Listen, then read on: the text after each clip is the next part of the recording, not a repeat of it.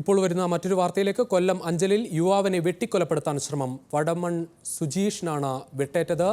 ആക്രമിച്ചത് കാറിലെത്തിയ 3 അംഗ സംഘമെന്നാണ് ദൃക്സാക്ഷികൾ പറഞ്ഞത്. വിവരങ്ങളുമായി ഇപ്പോൾ കൊല്ലത്ത് നിന്ന് ഷമീർ ചേരുകയാണ്. ഷമീർ, എപ്പോഴായിരുന്നു സംഭവം? ഈ യുവാവിന്റെ ആരോഗ്യനില എങ്ങനെയാണ്? അല്പസമയം മുമ്പാണ് ഈ സംഭവം നടക്കുന്നത്. ഇയാൾ ഒരു ജംഗ്ഷനിൽ നിൽക്കുമ്പോഴാണ് സുജീഷ് ഒരു ജംഗ്ഷനിൽ നിൽക്കുമ്പോഴാണ് ഇത്തരത്തിൽ 3 അംഗ സംഘം, കാറിലെത്തിയ 3 അംഗ സംഘം എത്തി ഇദ്ദേഹത്തെ വെട്ടിക്കൊലപ്പെടുത്താൻ ശ്രമിച്ചത്. കൈക്കും തലയ്ക്കും ഇദ്ദേഹത്തിന് വെട്ടേറ്റിട്ടുണ്ട്. ഇയാളെ അഞ്ചലിലെ സ്വകാര്യ ആശുപത്രിയിലേക്ക് എത്തിച്ചിട്ടുണ്ട്. എന്തായാലും പോലീസുമായി ഒരു അന്വേഷണം നടത്തുന്നുണ്ട്. ചില വിവരങ്ങൾ പോലീസിന് ലഭിച്ചിട്ടുണ്ട്. മുൻവൈരാഗ്യമായിരിക്കാം ഈ ഒരു കൊട്ടേഷൻ പ്രവർത്തനത്തിന് പിന്നിൽ എന്നാണ് പോലീസ് സംശയിക്കുന്നത്. എന്തായാലും ഇപ്പോൾ ഈ പരിക്കേറ്റയാൾ അഞ്ചലിലെ സ്വകാര്യ ആശുപത്രിയിൽ ചികിത്സയിൽ കഴിയുകയാണ്. ഇയാൾ അപകടനില തരണം ചെയ്താൽ മാത്രമേ പോലീസിന് കൂടുതൽ വിവരങ്ങൾ ചോദിച്ചറിയാൻ കഴിയുകയുള്ളൂ. എന്തായാലും പോലീസ് അതിനുവേണ്ടി കാത്തിരിക്കുകയാണ്.